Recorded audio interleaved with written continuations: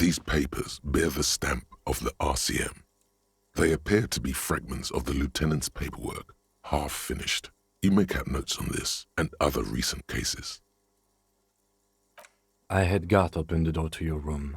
You were running a low bacterial fever the first night.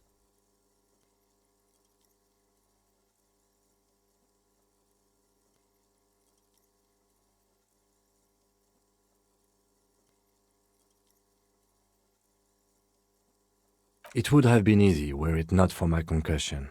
We both got lucky, considering the odds we faced. Let's go?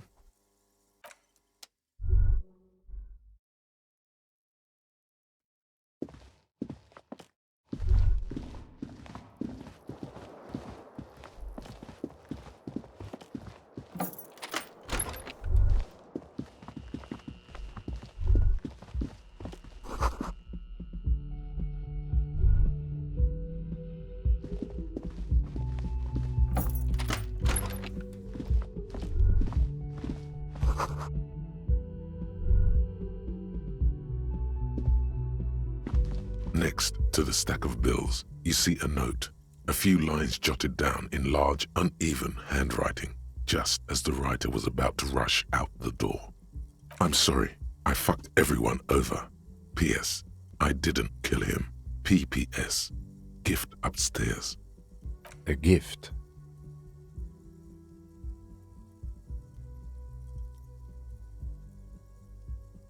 It's hardly surprising.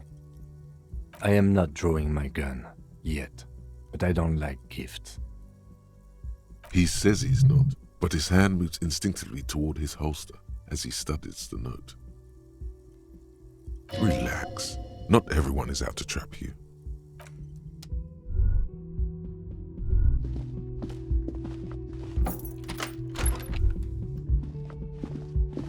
The medicine cabinet is empty.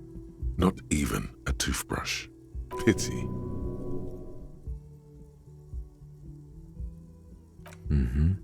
She certainly had her priorities straight when she was packing.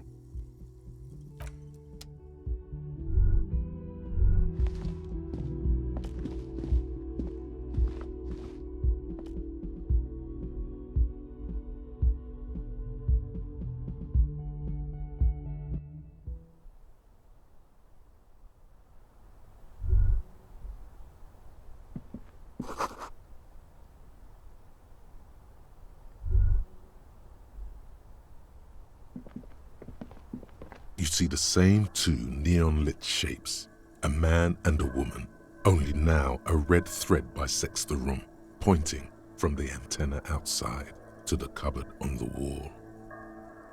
This is ballistics. She's left a trajectory for us.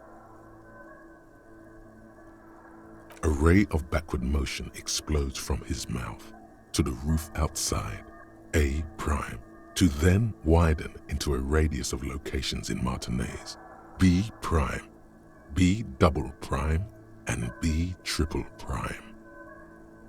It suggests the bullet came from the extreme upper quadrant of possible angles, from a point beyond the roof, B triple prime, the island in the bay.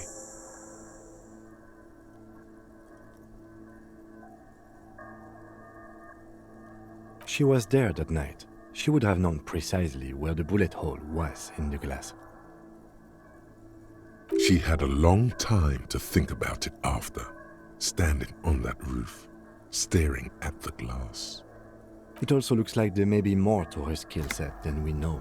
The question is, should we trust her?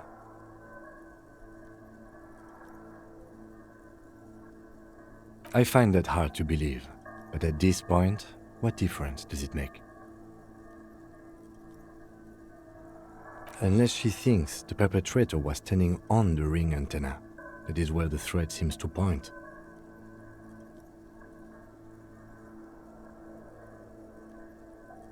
I remember. So it is. For a second he seems tired.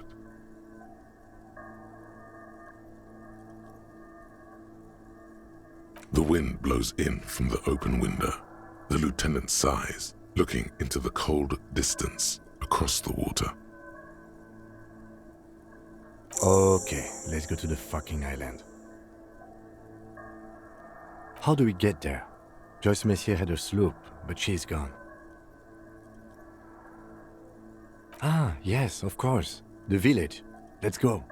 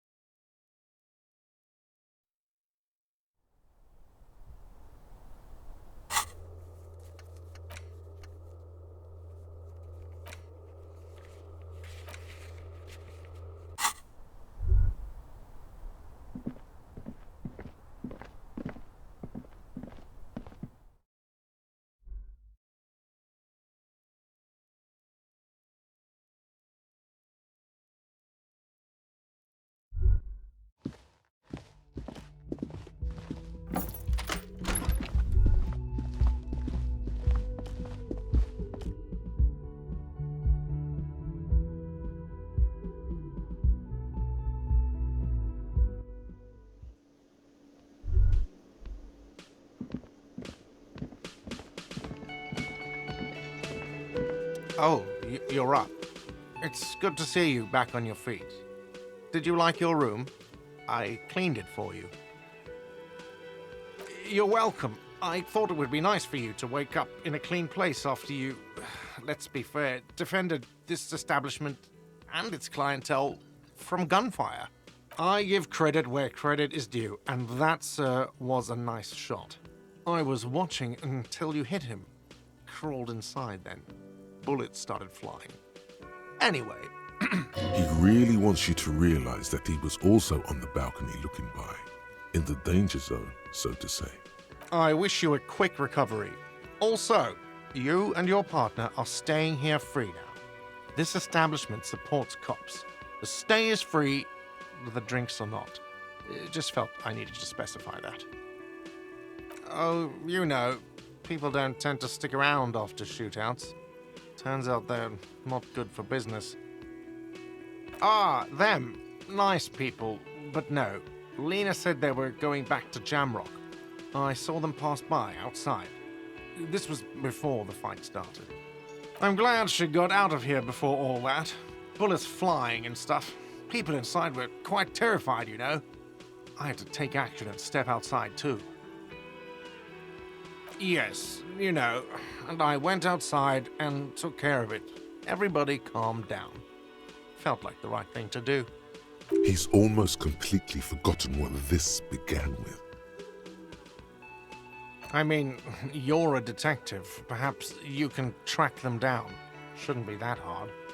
Exactly, but all in due time. Crypto business is not a priority right now.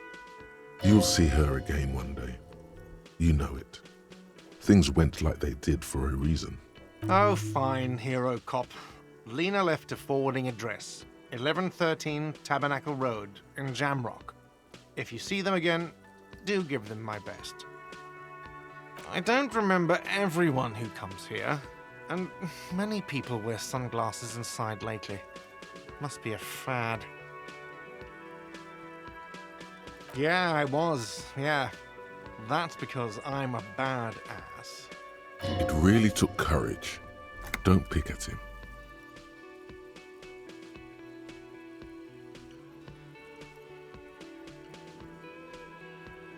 He nods back at you, even more stoically.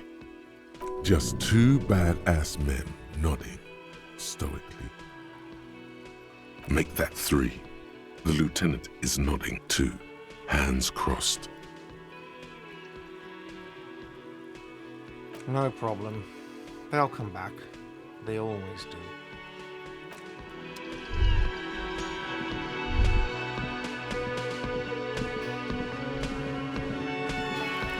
Hi again, gendarme.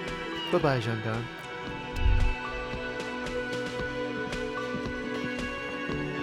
Seeing you approach, The bruised man raises his bear in welcome. Crazy motherfucker.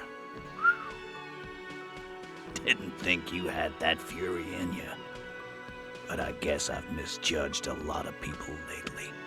That was one hell of a shot. Hell of a shot. The fucks did not expect that. I guess what I'm trying to say here is, thank you for intervening, fellas. That was mighty brave of you. This is big. It's as big of a thank you as Titus Hardy can muster under any circumstances.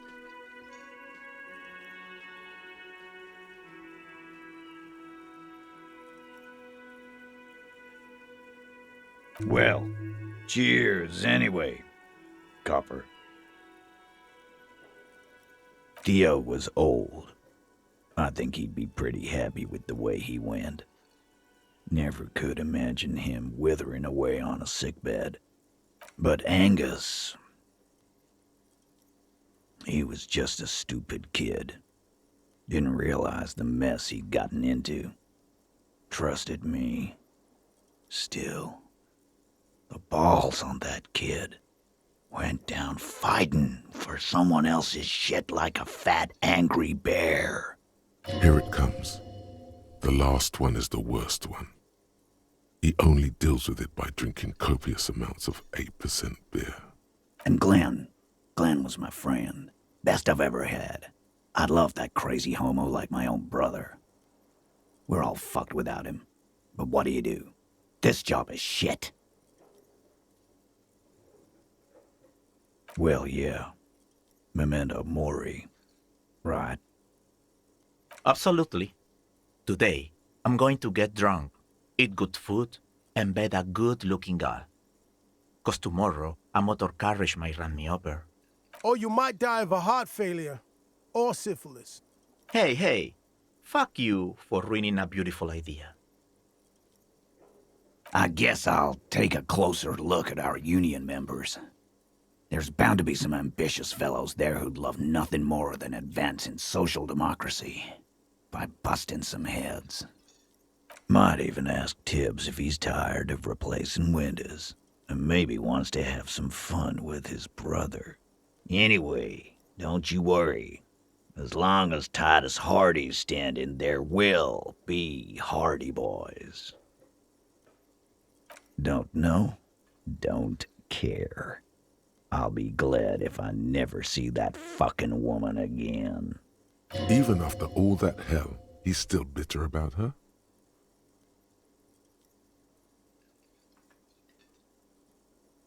He nods and takes another sip of whiskey.